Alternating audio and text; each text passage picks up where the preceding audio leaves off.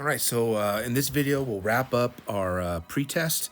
And again, I want to remind you, we're still working in R3. We're working with slope and rate of change and graphing lines and linear equations. And in number 7 and 8, we're going to have a chance to use that.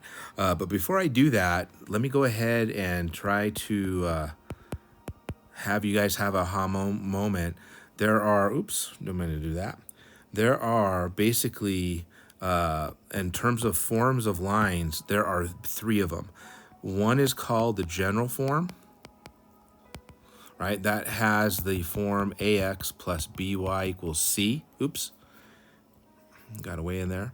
So that's basically what's happening in letter A, in 7a. And then I know it's a little bit deeper, but when you look in problem number 8, we also have another line that's in general form. So that's one pretty famous form that lines are in. The most famous form of all is the slope-intercept form. All right, this one's pretty common. It's y equals mx plus b, right? And if you look at letter B, we have something that's in a y-intercept form, or excuse me, slope-intercept form. And then in number 8, they're actually asking you for the slope-intercept form equation. So our final answer will be in that form. And then another one that's also famous, it's kind of the ugly duckling, if you would, is what's famously known as the point slope form. All right, it's more complicated, but it looks like the following. All right, but for this pretest and for what we're going to be doing in terms of review, these 2 are the big 2, all right? And then perhaps later on in our semester, we'll have an opportunity to use the point slope form at some point. If you're used to it, that's good. That means you really had some good algebra in the past. But for now, we're going to focus on the top 2. So how does this help me with graphing? Well, for graphing, right, for 7a, we're asked to graph the following equations, and they I have a grid over here. And to receive full credit, you must label at least 3 points on your graph. We'll basically call these solution points. All right, and so that's kind of like we did with solving equations. I'm trying to find an ordered pair xy that when I plug the x value here and the y value there, I get a true statement. All right, and we could go about using point plotting to do this, but what I'm going to do is the slope-intercept form, as the name suggests, gives me 2 pieces of information.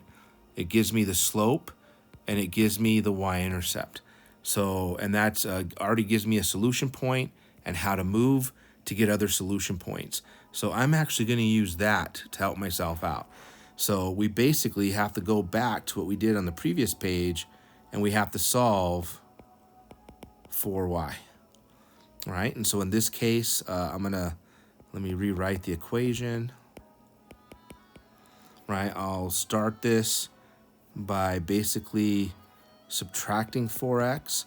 Golden rule says whatever I do to one side, I have to do to the other. Right, don't forget that. So over here, this cancels out. We're left with negative 3y.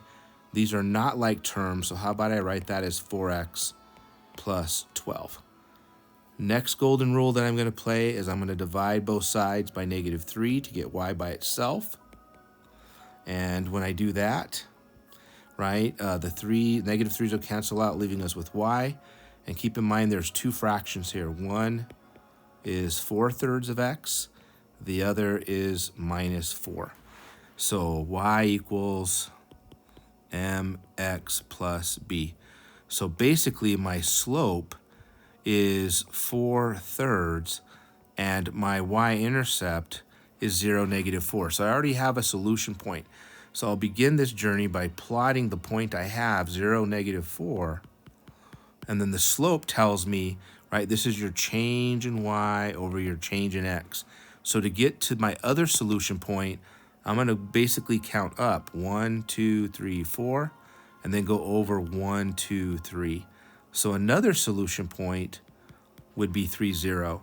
Since I'm asking for 3 points, we just keep moving. 1, 2, 3, 4, 1, 2, 3, and I have another solution point. That looks like it's at 6, 4. And then if you remember in the previous video about when I was talking about slope, we know that negative 4 divided by negative 3 is also equal to 4/3, right? But the movement would be different, right? My change in y is actually down, and my change in x is actually to the left. So let's see what happens.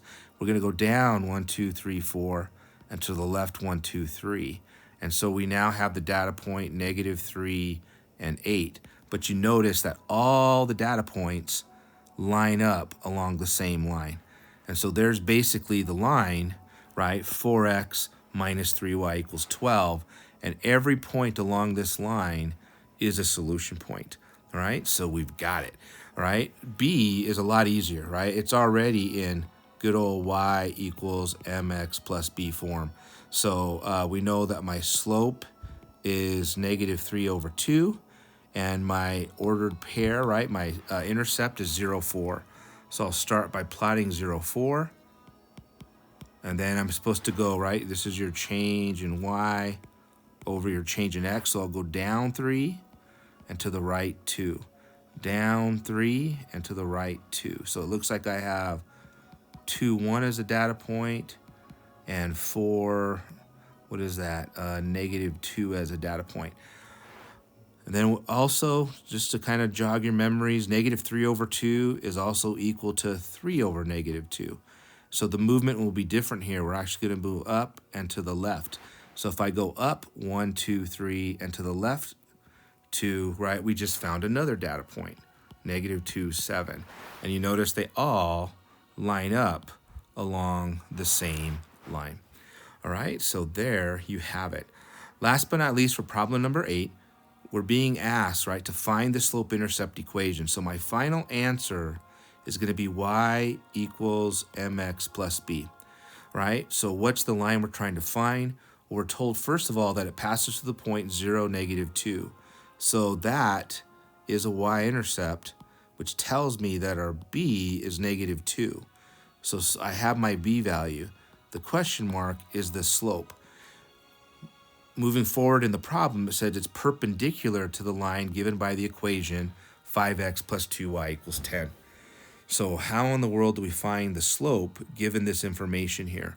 All right, well, perpendicular, right, if I have a slope, right, of, let's say, for all practical, how about over here, right? So 3, -2, a line that's perpendicular to it, the slope is actually going to be the opposite, so it's going to be a positive reciprocal, 2/3. So if this line up here, right, if I was to try to find another line that had a perpendicular slope to it, we would basically do the opposite reciprocal. And then same thing up here, right? If this is my slope here, right, the perpendicular slope would be opposite and reciprocal. So in essence, to finish this problem we're trying to do now, I have to find the slope of this line. So that allows me, how about we play the same game of rewriting this thing that's in general form into slope-intercept form. Dividing both sides by 2, we get that y is equal to -5/2 x plus 5. Remember, there's 2 fractions there. So my current slope is -5/2. I want one that's perpendicular, so the perpendicular slope would be opposite reciprocal. So there's the slope we need for this problem over there. So that means then my final answer is y equals 2/5 x minus 2. And that would wrap up number 8. So that's everything that we have going on there. All right, as I'm on this topic, one last thing. If this was scratched out and it would have been parallel, that means the slopes are actually the same. So I would have ended up using that slope in my final answer to find a parallel line. All right, so that should wrap up our review. Hopefully by watching me do some of these videos, you had a lot of aha moments and some memory jogs. Go practice some of the items in the homework in the next page over to get yourself ready for our test that is on Tuesday, all right, that of our first class meeting, okay? So keep that in mind. Keep getting yourself prepared. Bring your questions to class. Ask them on the discussion board and Canvas. All right, get yourself ready. Let's make sure everybody is ready to take Math 121 because you have all this review material, all the foundation that's correct. All right, talk to you in some videos soon.